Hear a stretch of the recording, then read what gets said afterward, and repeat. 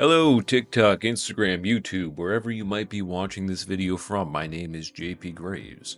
So, some of the things that have been brought up in a lot of the Facebook pages this week is this meta AI stealing and pirating of people's books, that there's a lawsuit or something going on.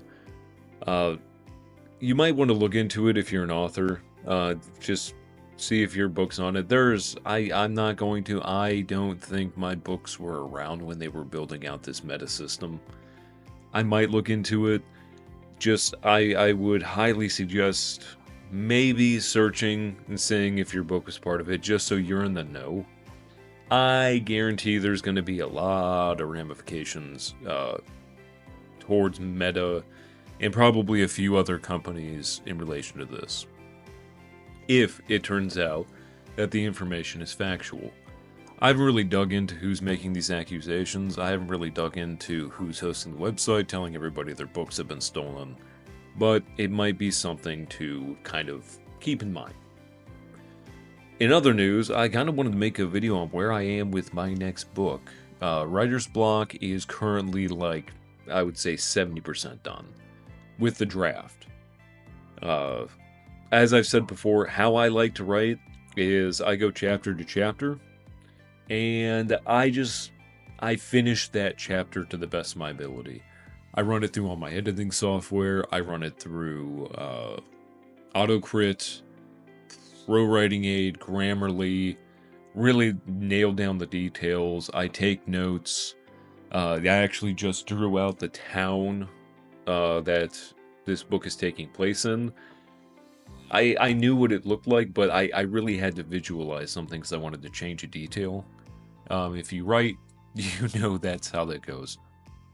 This book is really good. I'm debating right now of whether or not one of the characters, one of the things, is going to be an old man or a old woman. I don't know which one to you is more off-putting. Like this greasy, snaggletooth old man, or, you know, this kind of crone. I'm really debating which one I want to use because it's going to play further into the overall horror of the book. It's going to relate to some other aspects. Also, talking about the book you're writing, especially when it's horror and you have all these twists planned and all this insanity that you want in your book, is extremely difficult because you don't want to give away the ending. There's been a few times where I've made videos where I'm like, I can't say that because if somebody's gonna read my book, they're gonna see that, and that's gonna kind of give something away. And the journey I'm taking the main character Keith on is just it's insane. I really wanted to create, because like in Crimes of an Empire, like I've said multiple times, nobody should have liked my protagonist 5056. He was not what you would say a good person by any stretch of the imagination. He was not a good person. But you know, I really tried to make people feel for him in the situation he was in. In Darkest Dreams, you might think Mark is a good person, but you're gonna find out later that he's got some issues, quite a few issues. And then this one, I really like. I know it's kind of a trope that you don't want your main character to not have character flaws, right? They're not really. It's not really a trope. It's more of, in good writing, you want your character to have character flaws because they're supposed to be a human, and humans have character flaws. But I wanted to create somebody in Keith that felt more real than that, because a lot of the times the character flaws, they don't make sense to me. I mean, they do, but they don't. A lot of times it's like, well, you know, they're an alcoholic, or they do drugs, or they're an asshole, something along those lines. But in reality, most people on this planet are just kind of people. They have their character flaws, whether it's, nicotine use or alcohol use. But most people you wouldn't, like, say have these overarching character flaws that are going to, really get the reader to identify with them. So I wanted to create somebody, yeah, he's got character flaws. But it's not like in chapter 2, he kind of gets in a fight with somebody, right? And he punches somebody in the face. It's not a character flaw necessarily. He's not a violent person. That person was just kind of being an asshole. So I think it's a human reaction to punch that guy in the face, given everything else that's going on in Keith's life. So that's kind of where I was going at with this book. Is I wanted to create somebody, the most realistic character physically possible. The challenge is you have to balance that as well, right? You don't want to make him too white bread. You have to, you want the protagonist to be driving the story, but at the same time, with most people, they're not necessarily driving their lives. Life kind of happens as it goes. It's a 50-50. Most people aren't driving their lives completely. They're going to work. They're earning a living. They're coming home. They're spending time with their families. If they don't have a family, they're playing video games, spending time with friends, going out. And they're driving that social aspect, but they're not really driving their day-to-day. They're not in control of the traffic. They're not in control of their boss, mostly, or for most people. They're not in control of any of those outside factors. Now, they are in control of how they react to those factors. But I feel like in a lot of writing and a lot of the books that I've been reading recently, the protagonist has far too much control about what's going on with their life. And if you really want to break it down, that I just don't think that that's realistic, especially today, in the modern age. Maybe in the setting that I'm putting this book in, which is the 1960s, maybe it was different. I can't really attest to that. I'm not old enough to have been around. If you think I am, well, that's just going to make me feel bad. I don't think I look like I'm, 60s or 70s. But I can't really say whether or not, people felt that overall control of their lives. And I've interviewed people from that time frame. My parents are from that time frame. Some of my aunts and uncles are. But I didn't experience it. The reason I wanted to set in the 60s is just because of the overarching themes behind these sets of books. These eldritch horror, cosmic horror books that I'm writing. Because there is this subtext plot that if a reader is paying attention to, they're going to see. And when they see it, everybody that I've explained it to or that's read some of my stuff has been like, oh, that is definitely it wasn't something that they were expecting, right? There was a shock reaction, which is exactly what I'm going for. You just got to kind of pay attention to that subtext a little bit. But so that's kind of where I am with this character. Is I wanted to create somebody good, genuinely a good person, that they're not entirely subservient to fate, but they're not entirely in control of everything, because I think that 50-50 balancing act is where human nature actually lies. On top of that, this book is also, there's so many characters, and this is my first time really dabbling into having a wide range of characters in a novel. In Crimes of an Empire, you had a few side characters. You had 5056, and you had Tammy. Really, everything is from 5056's perspective and Tammy's perspective.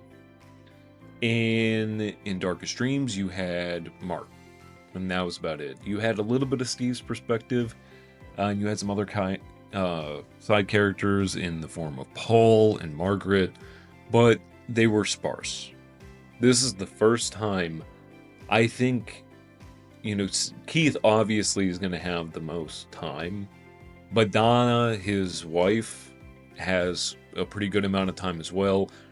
His friend Robert has some really, a substantial portion of time. And so does Daniel and Charles.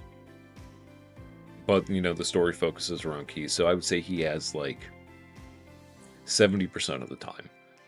But this is my first time really getting into having, 5 or 6 major characters and one main character, and trying to, really flush out all of those attachments, flush out all of the social dynamics with them. And so far, it's reading really well. I've done, for chapters 1 through 16, I've done 2 listen throughs, and all the listen throughs have been pretty good. There's some slight things I want to tweak as far as the setting, but all of them are fairly engaging. That's the word I'm looking for. So I really hope that this book does well. As far as horror goes, I don't think it's as adrenaline-packed as In Darkest Dreams was. Because in Darkest Dreams, my main goal was the inciting incident happens and it just go from there. With this one, I wanted to create almost this smooth roller coaster of stress, right? So, we're going to build stress to a certain point, we're going to drop it back down a little bit, but then, the last 5 or 6 chapters, we're just going to take it to the moon. I think I've gotten that really, really well. Yeah, it's definitely, in my opinion, a page-turner. Of course, if it wasn't a page-turner, I wouldn't be writing it. Some of the main things about it that I'm really, really liking are the monster. I've had a hard time, separating. I want all my monsters to be based in some form of reality. Some basic, they have some sort of rules. I've always thought that was, a lot, not so much Lovecraft's writing himself, but a lot of the people that write in Lovecraft's universe, they make their deities to the point where there are no rules, so anything can happen. So why doesn't the deity, if it's facing off against this human protagonist, just snap them out of existence like Thanos? Disney, please don't sue me for saying the word Thanos. Thanos, whatever. Because, if they're all powerful, if you are Cthulhu or,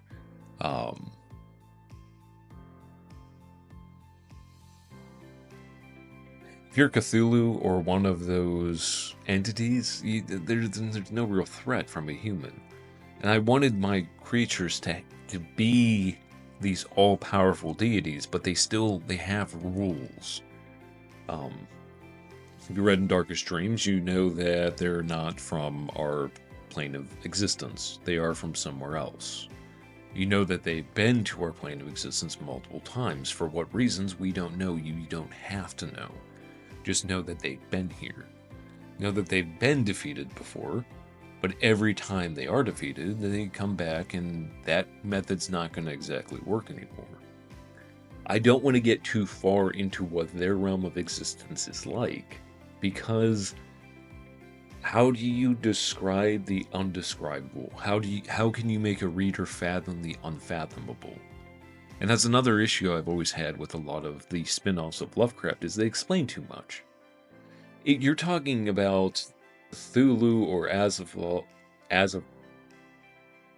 if you're talking about Cthulhu or Azathoth or any of the hundreds of different variations of anything in that mythos, if you start to explain too much, it's not gonna feel scary anymore.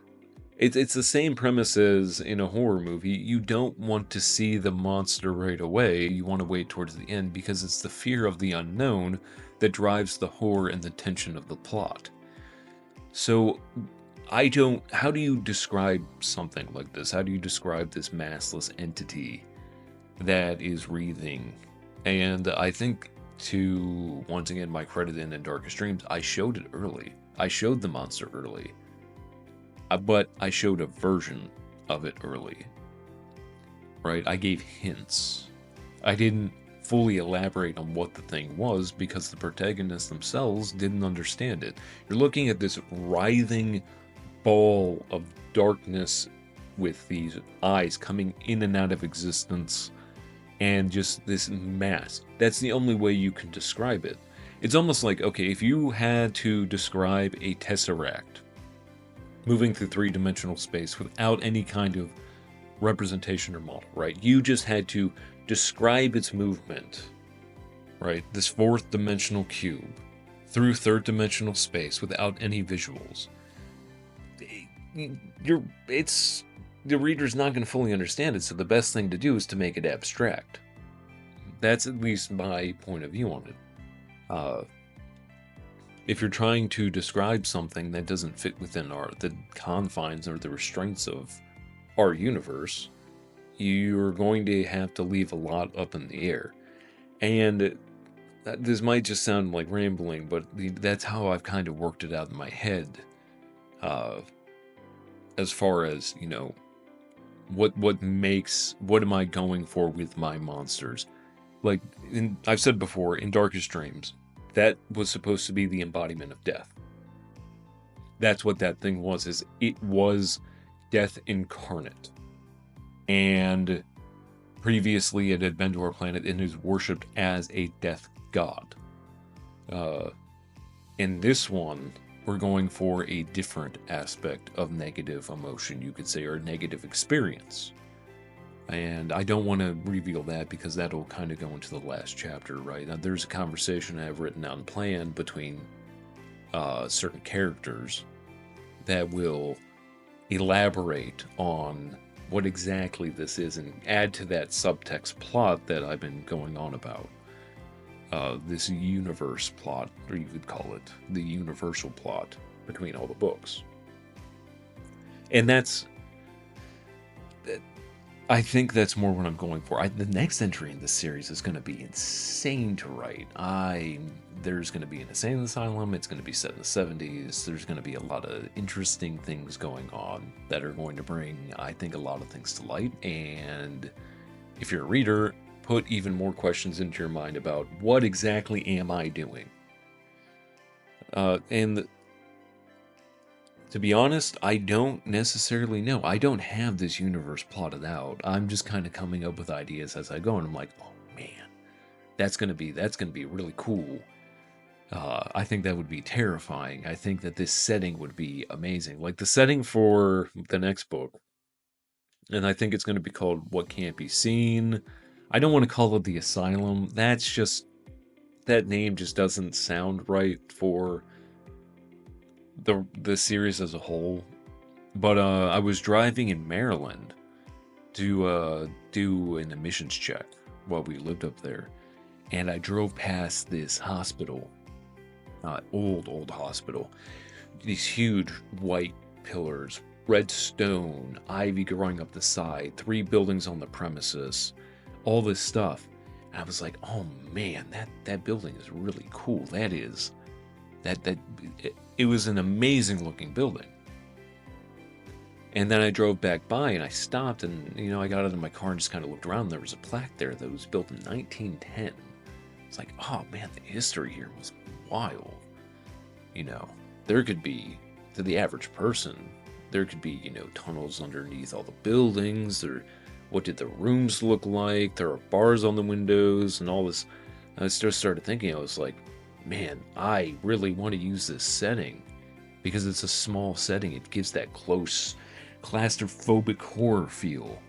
And then I was like, all right, well, how would I put this in? And then kind of hit me like, oh, well, you're in the 60s now. We could do the 70s. 70s would be wild, especially with everything that was going on with the government, MK Ultra, certain experiments, hallucinogenics, psychedelic drugs. I was like, that's going to be the setting. So the next entry was literally just inspired by, I drove by a building. I thought that building was really, really cool. And within like 10 minutes, I was like, oh, cool. I got a plot for the next one. As far as a sequel to Crimes of an Empire, Man, do I have so many ideas for it. But man, am I having a hard time writing it. I know what I want to do. I know what I want to do. I I have it all plotted out in my head. Every time I go to write it, it just feels off. It doesn't feel right.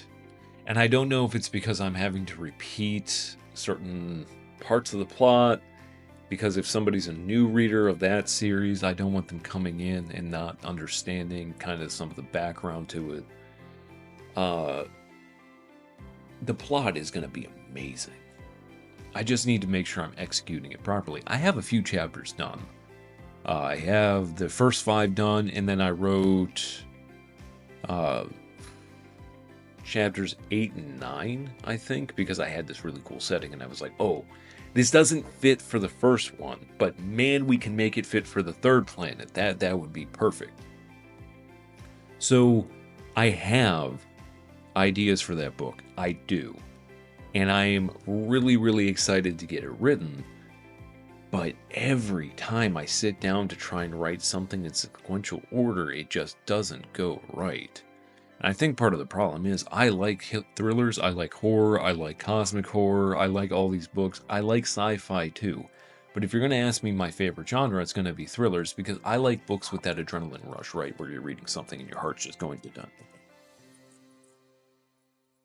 Right, and just getting faster and faster and faster, and you know something terrible is going to happen, and you have that gut-wrenching feeling in your stomach that you know something horrible is about to happen to your protagonist. I like those books. Those are by far my favorite. That's one of the reasons that I like Stephen King, among other reasons, is because a few of his books are like that. Dean Koontz. I'm forgetting his name. Oh man, I'm forgetting another. John Evans. He had 2 books out that were like that too, which got a lot of hate. I'm not sure why. The first one was Dark Places, and it just got a lot of hate, and I'm not sure why. Some people are overly critical. You have to look at when it was published, the resources that were available when it was published, and how it was published, before you can really judge a book by its cover. See what I did there. But yeah, so I'm working on a bunch of different stuff, and I'm not trying to put anything on the back burner. It's just I can't sit down and force myself to write something if I'm not truly invested in it. And I think that's one of the issues I'm having with Crimes is I'm not fully invested in it. Sorry, one of the problems I'm having with Lies is I'm not fully invested in it, because I have all these ideas, but they're not coalesced together yet. Dreams came easy like that. Writer's Block came really easy. I knew exactly what I wanted to do, because I just thought about isolation again. Then I thought a cabin in the woods, and I thought, okay, well, it's going to have a town next to it. Okay, why did this person go to the cabin? Okay, well, we're a town in the 1960s. Okay, what was happening with small towns around that time? Okay, well, now we need New York as a setting, because... And it kind of just flowed out like that. And I'm just not feeling that. I mean, Crimes was the same way when I wrote it. It really flowed. There were only 2 chapters in there that I had to go back, completely scrap in their entirety, and rewrite. And honestly, that's because I forgot 2 plot threads that I wanted to pull on when I was writing it in the first draft. And I was like, oh, okay. That's right. I did a read through and a listen through, and I was like, oh, I wanted to address this stuff in this chapter, and I completely forgot. So we had to scrap and rewrite them.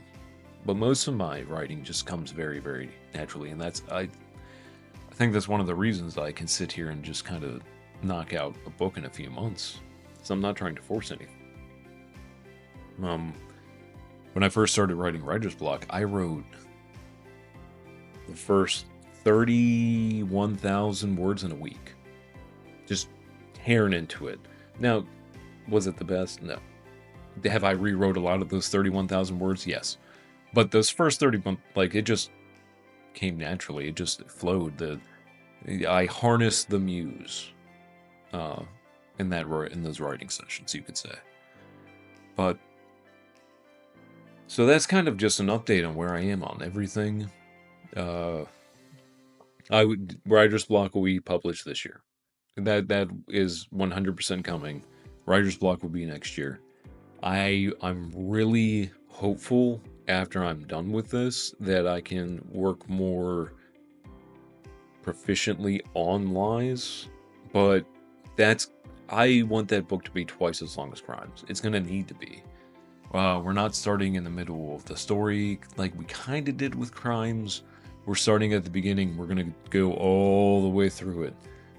And about halfway, craziness is gonna happen in ways that nobody is going to expect when they start reading that book.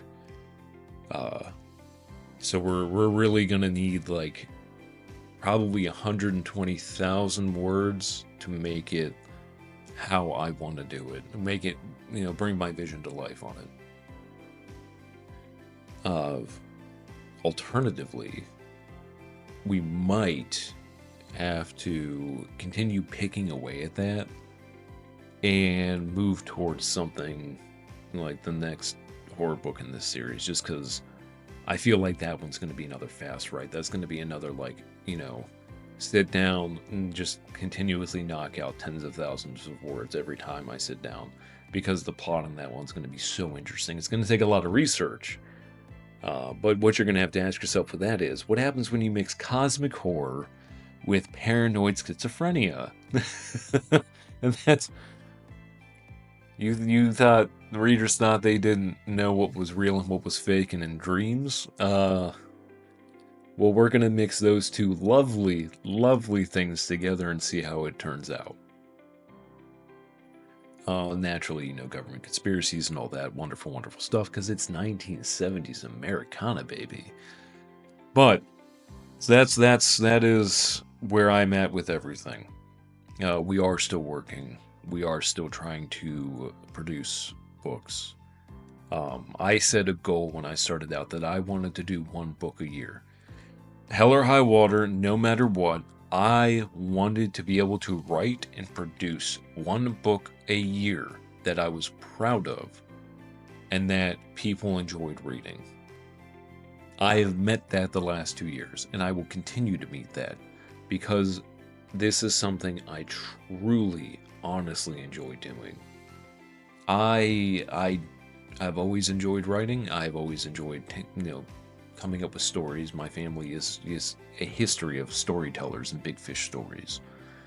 And I've always enjoyed, listening to those, creating some of my own, admittedly. If I've ever told you a story about, the 18-inch pike in the small pond behind one of my neighbor's houses, big fish are big fish. But I think that's one of the reasons I have enjoyed it so much, is because I've had all these ideas for books. I just never had the time to sit down and learn the craft, and now that I've sat down and I've spent the last couple years learning it to the best of my ability right now, I am really, really enjoying it. But that's all I really had for today. This one was a little bit longer. If you guys like these long format kind of podcasty videos, please feel free to leave a comment. I might actually take some of these and throw them into podcast videos. Maybe that's the route instead of YouTube. But I still want to post them on YouTube.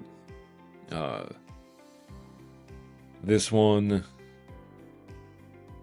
this platform was more so, I don't know if it's really for me, but we're gonna try, and hopefully, hopefully anything or something I say, ignites somebody's passion into writing, or gets you interested in what exactly I do. But as always, please, if you did like this video, hit the like and subscribe. Once again, I'm going to try to post about one video a week and try to keep you guys up to date with what's going on with me, some writing tips, as well as, just some advice on different types of books. But that's it, and hope you guys have a great day.